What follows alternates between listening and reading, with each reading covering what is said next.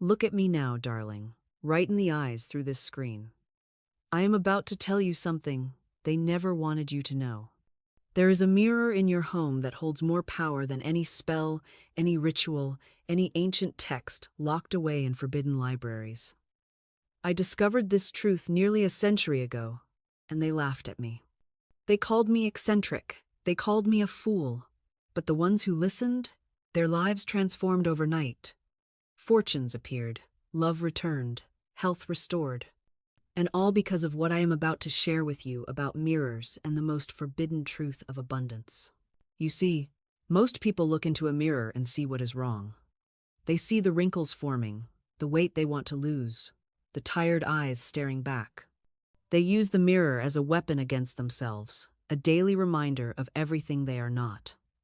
But I learned something extraordinary, something that changes everything. The mirror is not showing you reality.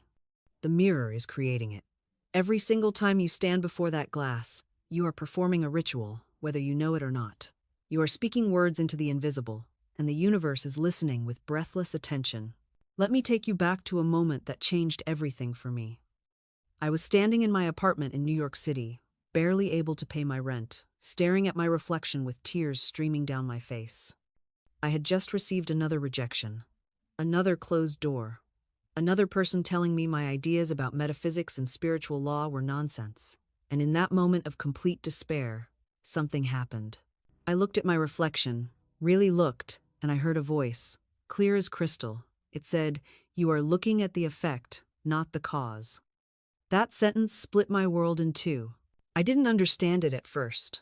The effect, not the cause? What did that even mean? But something in me knew it was important. I sat down on the cold bathroom floor, my mascara running, my hands shaking, and I just listened.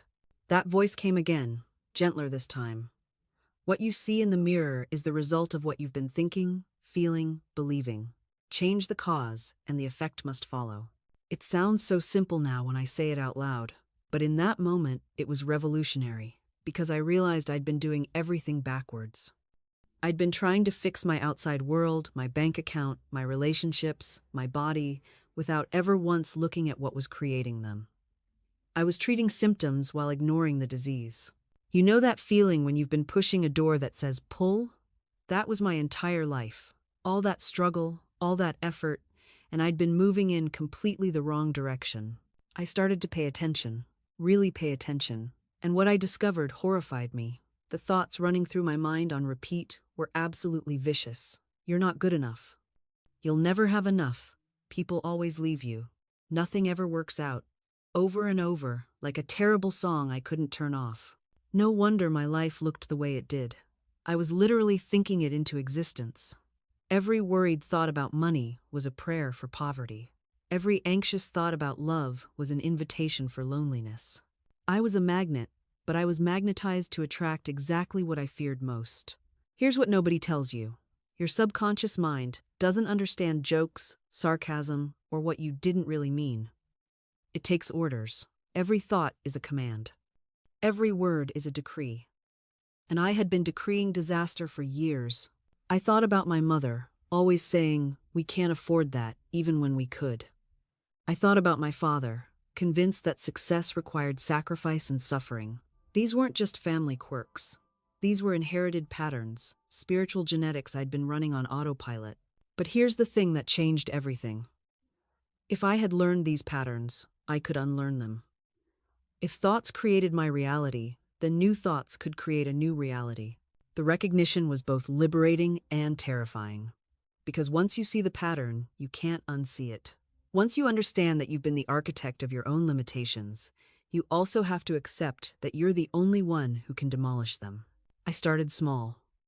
I didn't wake up one morning and suddenly become a manifestation master. That's not how this works, despite what the quick fix gurus want you to believe.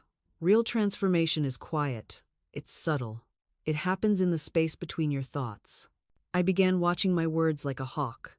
Every time I caught myself saying, "I can't afford that," I would stop mid-sentence and rephrase. "I'm choosing not to invest in that right now. Do you feel the difference?" One statement closes the door. The other acknowledges your power to choose. When bills arrived, Instead of that familiar dread in my stomach, I started saying, "Thank you for the services I've received, and I bless these companies with prosperity." At first, it felt ridiculous. I felt like I was play acting. But something shifted. The energy around money began to feel less like warfare and more like circulation. I created what I called my new money story. I wrote it down, spoke it aloud daily, treated it like medicine for a sick mindset. Money flows to me easily and naturally. I am a magnet for abundance. The universe wants me to prosper. These weren't just affirmations floating in cone space. They were declarations of a new reality I was choosing to inhabit. And then came the tests. Because the universe doesn't just hand you a new reality without making sure you're serious about it. An unexpected expense came up. My old self would have spiraled into panic, seeing it as confirmation that I was right to fear financial instability. But this time, I met it differently. I said out loud, "I trust that the money for this is already on its way to me." Within 3 days, I received an unexpected check from a forgotten freelance project. That moment changed everything for me. Not because of the money itself, but because I finally understood that my inner dialogue was either building bridges or burning them. Every time I said, "I can't afford this," I was slamming a door in the universe's face. Every time I said, "Money always finds me," I was opening a window. I started listening to myself the way you'd listen to a friend who keeps repeating the same destructive story. And honestly, I didn't like what I heard. I was Constantine narrating a tragedy where I was both victim and villain. Of course this is happening to me. I never get lucky breaks. Rich people have it easy. These weren't just thoughts, they were commands I was giving to my subconscious, and my subconscious was saying, "Your wish is my command." So I made a practice of catching myself mid-sentence.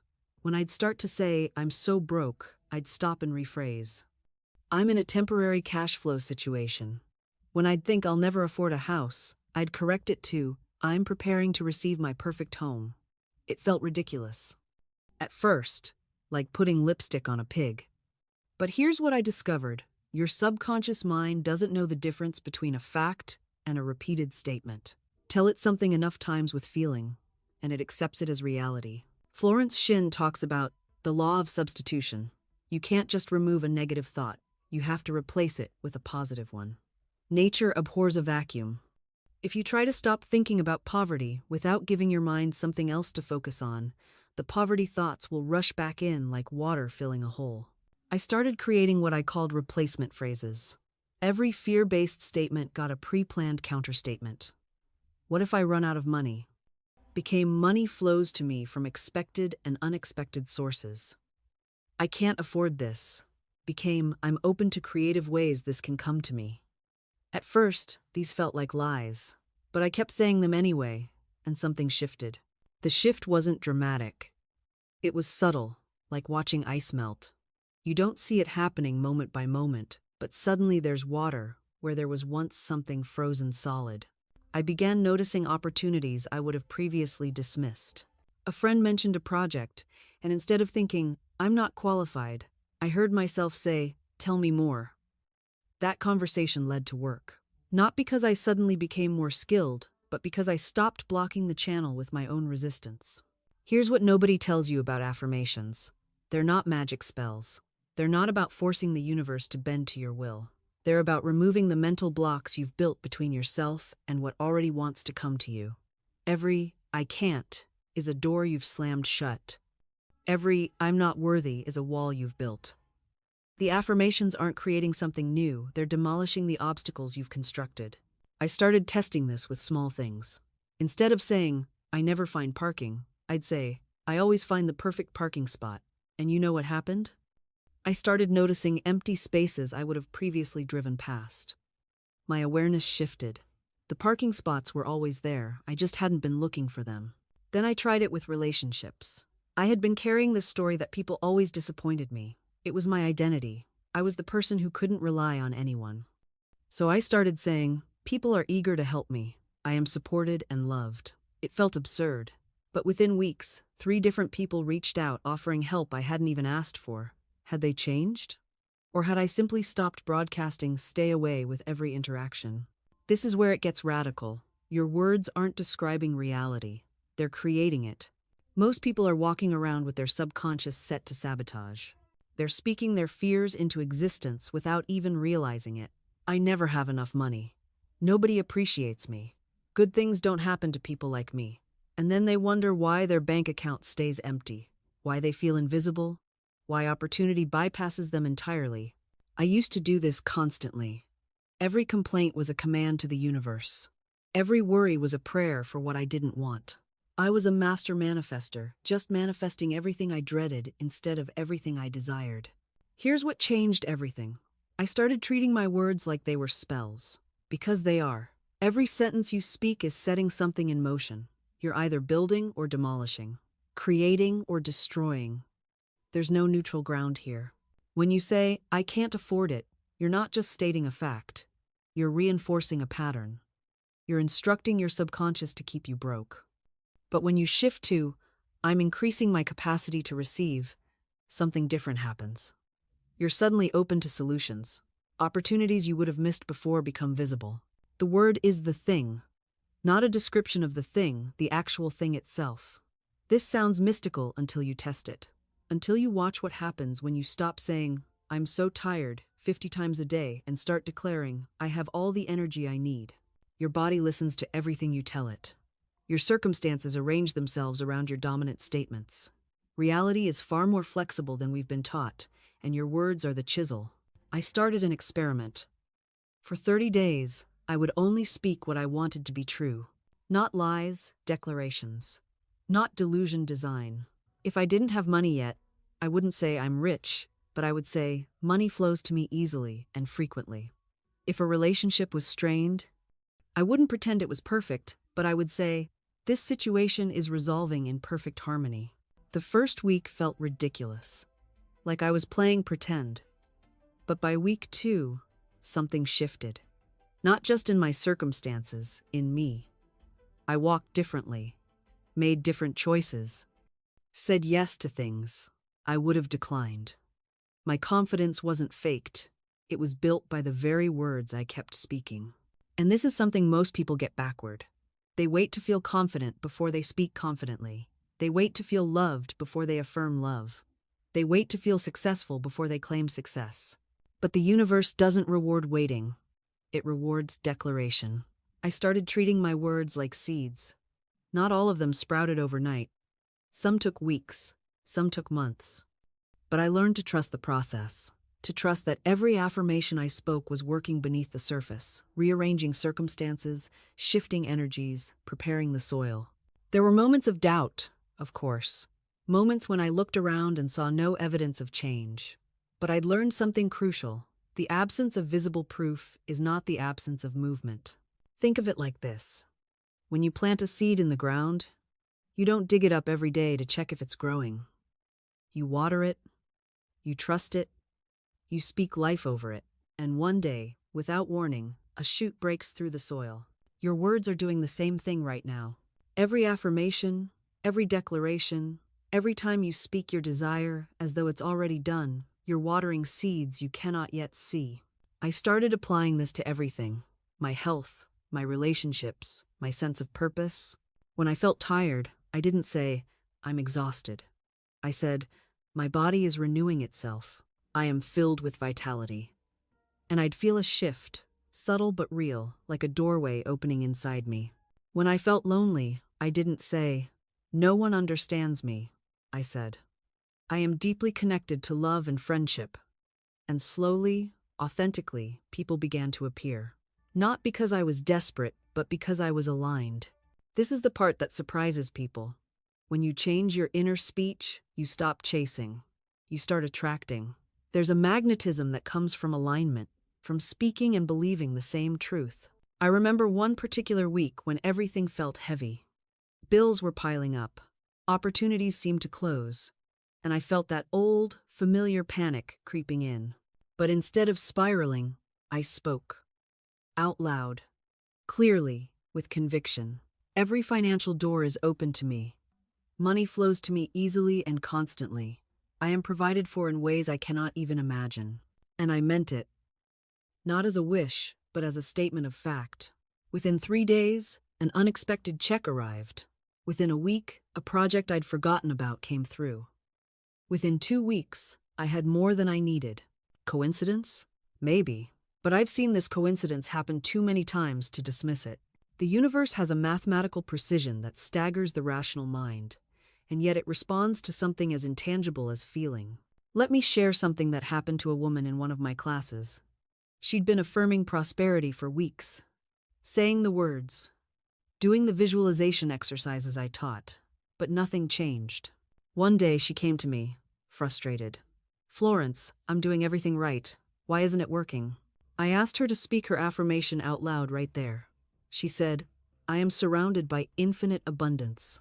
The words were perfect, but her voice told a different story. There was a slight tremor, a defensiveness, an apologetic quality, as if she was asking permission from an invisible authority who might say no.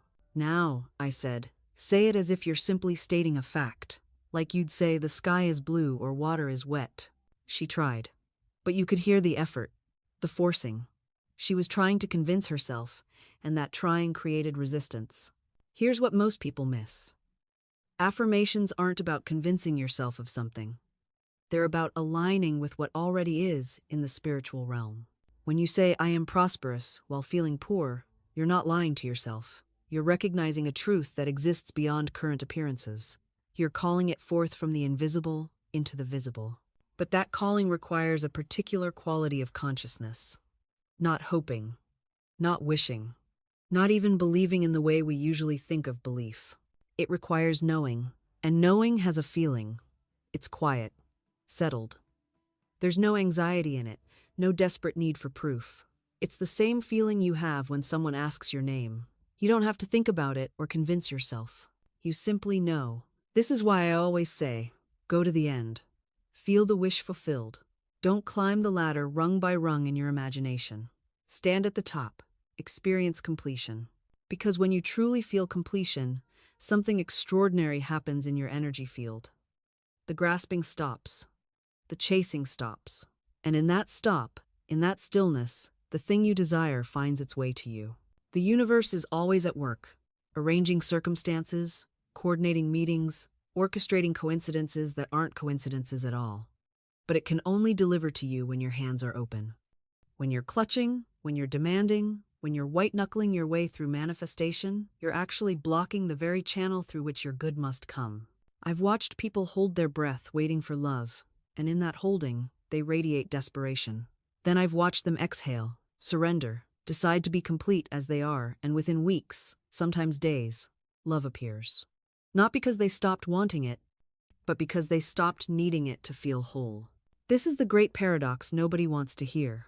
You must desire without desperation. You must intend without insistence. You must know it's yours while releasing all attachment to when and how it arrives.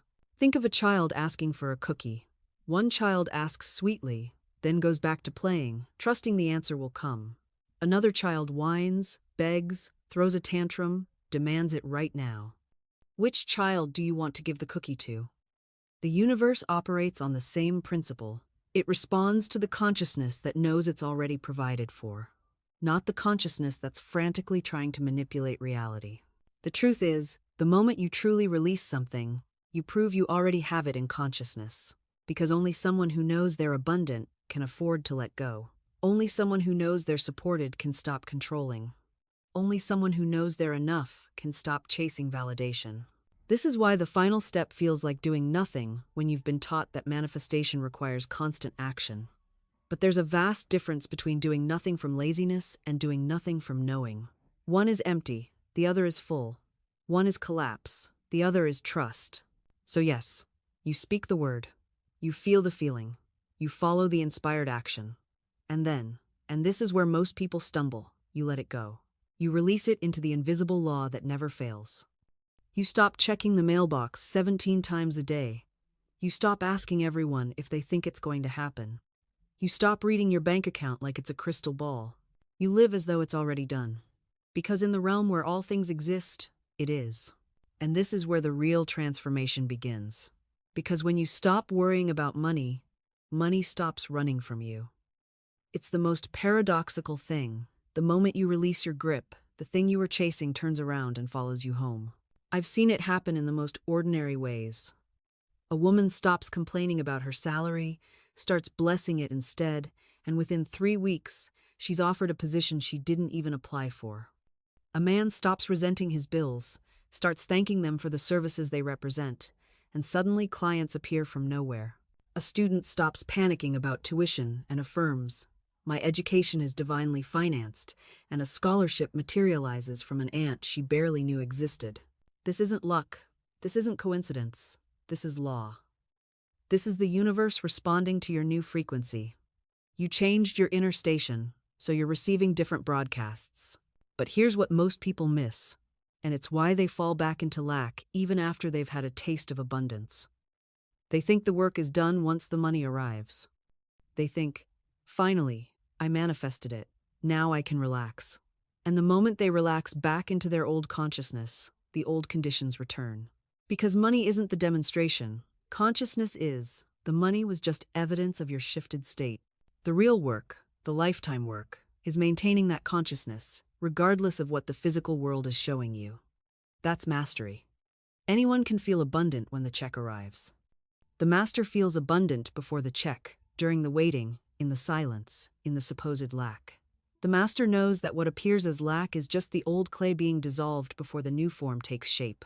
You are not trying to get money.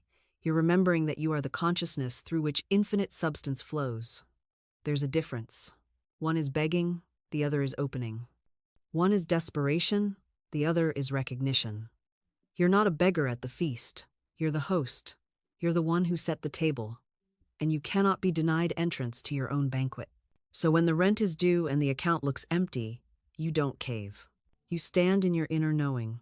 You say, "The money is here, even if my eyes haven't photographed it yet. It is done." And you go about your day in peace. That peace, that certainty, that unshakable knowing, that's the signal that moves mountains. Now, I know some of you are thinking, "But Florence, I've tried this. I've said the words. I've tried to feel it. And nothing happened." And here's what I want you to understand. Nothing happening is a lie. Something is always happening. The moment you shift your inner state, the entire universe shifts with you. But you're looking for proof in the wrong place. You're looking at your bank account, your mailbox, your phone. You're watching the door, waiting for the knock. And all that watching? That's doubt dressed up as vigilance. The universe doesn't reward watching. It rewards knowing. When you know something is yours, you stop checking. You stop refreshing your email every 5 minutes.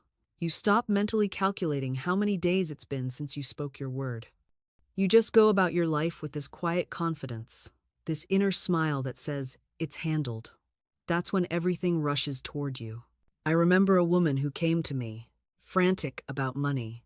She needed $500 within a week, or she'd lose her apartment. And she was speaking her affirmations, yes, but she was speaking them like a beggar. "Please let the money come. Please, please, please." Every word dripping with fear. I stopped her and I said, "You're pushing it away. Every time you say please, you're announcing that it's not here. Stop begging. Start claiming." So she changed her words. She said, "I give thanks that the $500 that is mine by divine right now comes to me in perfect ways." And she said it once, just once, with her whole heart. And then she let it go. 3 days later, a friend called her out of the blue, said she'd been thinking about her and felt moved to send her a gift. $600, not 500, 600. Now, did that money fall from the sky? No, it came through a person. But that person was the channel. The universe used what was available. And that extra $100? That was the universe saying, "When you trust me, I give you more than you ask for." This is why I don't worry about the how anymore. That's not my job. My job is to set the intention, to feel as though it's already mine, and to move when the universe nudges me. You want to know what happened after that? The woman asked me if I'd ever considered teaching what I do. She was starting a small group, women who wanted to learn about spiritual principles, and would I come speak? That engagement led to another, and another. Within a year, I was filling rooms, not because I hustled, not because I had a strategy, because I trusted the pattern, because I understood that when you become certain inside, the outer world rearranges itself to match. That's the law, not hope. not luck. Law. Now let me show you how this works with something even bigger. Let's talk about healing. I knew a man once who was told he had 6 months to live. Doctors, specialists, the whole establishment agreed. 6 months. They gave him pamphlets about hospice care. He came to me, and I told him the same thing I'm telling you now. What the doctors see is the result of what you've been thinking and feeling for years. But that result isn't final. Consciousness can be changed. And when consciousness changes, the body follows. He looked at me like I'd lost my mind. But here's what I knew that he didn't. The body is not the boss. Consciousness is the boss. The body is just the servant, following orders. And if you've been giving it orders of fear, resentment, bitterness, well, the body obeys. It breaks down. It gets sick. It reflects the inner chaos.